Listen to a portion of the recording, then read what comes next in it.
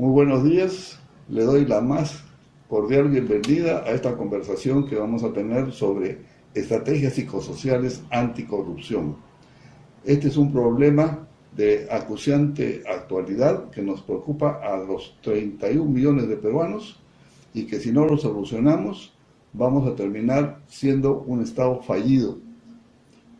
Este es un destino que no queremos para el Perú, pero así como la corrupción es producida por los peruanos, tiene que ser solucionada por los peruanos. Quiero presentarles a la educadora Emma Rubio Betancourt, que nos va a exponer los conceptos básicos sobre corrupción, causas, consecuencias y estrategias para resolverlo. Definición de corrupción. Sentido amplio, cambio del bien por el mal. Sentido estricto. Se considera que una conducta corrupta se da en un funcionario público cuando actúa violando su responsabilidad hacia por lo menos un sistema de órdenes público o cívico y es de hecho incompatible o destructivo de tales sistemas. Hace uso indebido de su autoridad.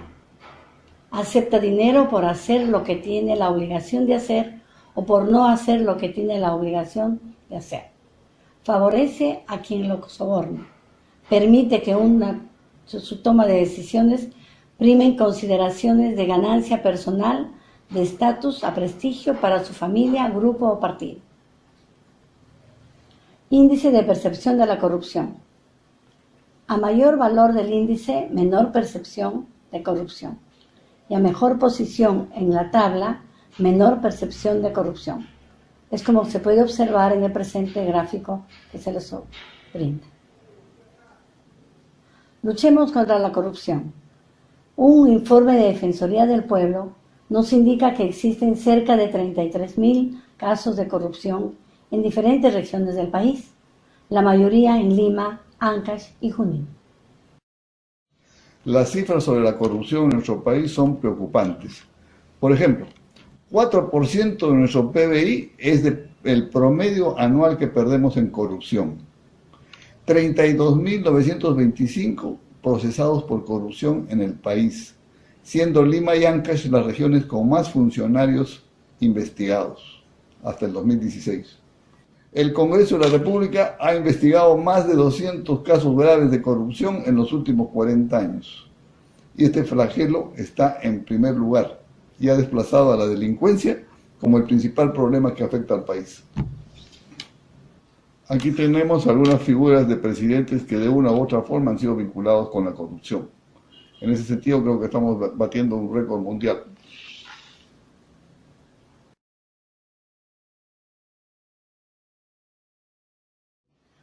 Causas de la corrupción. 1. La situación general de anomia que conduce a la gente a pensar que cualquiera que ocupa una posición de poder va probablemente a explotarla en el propio interés, en el de su familia u otros grupos sociales hacia los que tiene un sentimiento de lealtad. 2. La existencia de una profunda brecha entre el gobierno y la sociedad. 3. La ausencia de un proyecto nacional y de lealtad del ciudadano hacia una sociedad organizada. 4. La expansión de una autoridad gubernamental y multiplicación de actividades sujetas a regulación del gobierno. 5. Las acciones de empresas transnacionales que buscan decisiones gubernamentales que las favorezcan. 6. Un bajo nivel de disciplina social. 7. Una debilidad de los mecanismos de reforzamiento social y gubernamental. 8. Prevalencia de desigualdades en la distribución de la riqueza y de una considerable pobreza absoluta. 9. Desinformación sobre cuáles son las reglas oficiales o sobre qué conductas son violatorias de las mismas. 10. Una mayor valoración del intercambio de favores, lealtad personal y ganancias privadas y una menor valoración de la probidad y eficiencia impersonal. De 11, una indiferenciación entre rol público e interés privado, aunada a una tendencia a ver la función pública como el medio principal de enriquecerse. Consecuencias de la corrupción. En el orden. político, económico, administrativo. En el orden político, la corrupción es incompatible con un gobierno racional, moderno y honesto, en la medida de que se torna endémica. Produce una situación general de injusticia, bien sea por escaso reforzamiento de la ley o por medidas represivas. Reduce el respeto, la confianza y la legitimización del gobierno por parte del consenso ciudadano, así como el coraje político de la gente. Reduce la estabilidad política y la posibilidad de consolidación nacional, propiciando los golpes de Estado de toda índole, haciendo insostenible la continuidad de la democracia. En el orden económico, la corrupción origina la fuga de capitales nacionales a paraísos fiscales, lo que constituye una pérdida neta para los países en desarrollo y origina la privación de ayuda extranjera debido al repudio de los donantes del extranjero hacia la corrupción en un país en desarrollo. Distorsiona las inversiones, las mismas que no pueden canalizarse hacia sectores tales como la construcción, no por el proyecto económico, sino porque son más susceptibles de esconder tarifas de corrupción mediante contratos mayores del costo y el uso de los créditos de los proveedores. En el orden económico, desalienta las inversiones, sobre todo la extranjera, porque la corrupción constituye un riesgo, porque el costo no oficial para comenzar una empresa es demasiado alto para ser rentable. Produce desaliento en una compañía que trata de mantener una actitud correcta y que se encuentra con la competencia injusta y desleal de otras compañías que recurren al soborno. En el orden administrativo, promueve una situación general de ineficiencia administrativa. Los contratos se adjudican a contratistas equivocados. Las investigaciones no producen descubrimientos y los planes no se llevan a cabo. El trabajo en grupo y la lealtad se desintegran. Se desvían recursos de propósitos públicos a propósitos privados de políticos o funcionarios y se eleva el costo de la administración, dado que quien paga impuestos y a la vez tiene que sobornar, tiene que pagar varias veces por el mismo servicio. Debilita la incorruptibilidad de un funcionario en una situación de corrupción generalizada. Si el funcionario resiste la tentación, encontrará dificultades muy serias al realizar sus labores, lo cual contribuye a la inercia y a la ineficiencia de una sociedad.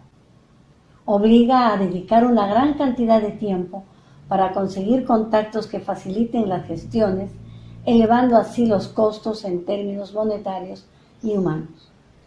Provoca litigios, acusaciones, calumnias y quejas. El subdesarrollo social y económico de una nación incluye el subdesarrollo moral, que es el subdesarrollo de la conciencia moral, siendo la conciencia moral la capacidad de ejecutar juicios morales.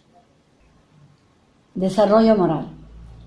Conciencia moral es la capacidad para efectuar adecuados juicios morales. Puede ubicarse en diversas etapas de desarrollo.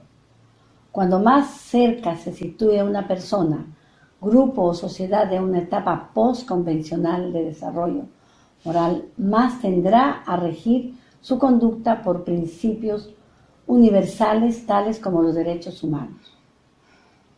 Y cuanto menor sea su desarrollo, más tenderá a regirse por la búsqueda de premios y la evitación de castigos. La corrupción es una expresión de un subdesarrollo moral generalizado en diversos grados en una sociedad. El modelo médico. Corrupción.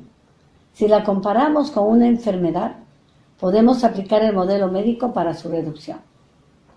Modelo médico. Implica una medicina curativa y otra preventiva.